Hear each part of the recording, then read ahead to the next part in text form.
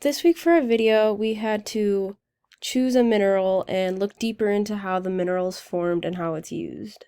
For my mineral, I chose copper because it's very common and used in many everyday things.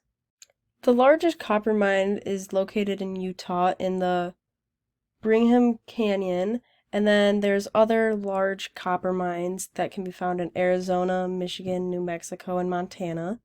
The top countries where copper is mined are Chile, Peru, and China. And copper is usually found in and around igneous rocks because copper is a metal that is deposited from hot sulfur solutions, which are created in volcanic regions. The mining technique that is used to collect copper is open pit mining.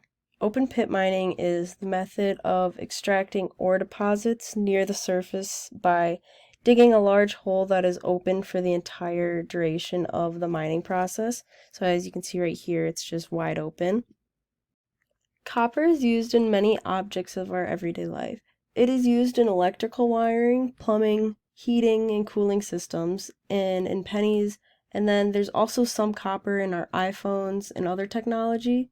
And it can even be found in some foods like sesame seeds, zucchini, pears, and plums. There's also a lot of other uses that I haven't named just for time's sake, but without copper, we wouldn't be able to have many of the mechanical and technological advances that we have today because it is used in so many things in our everyday life. And then to just reflect on what we've learned this week, my favorite part was learning all the different techniques and ways that different minerals are mined. And then also how certain minerals and natural resources need to be mined using specific techniques. And then the most interesting technique to me was the mountaintop mining, as you can see here.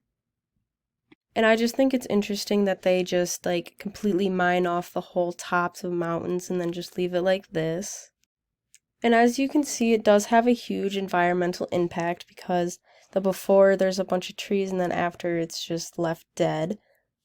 And I also just think it's really sad that they just ruined the whole mountain just to mine some ores.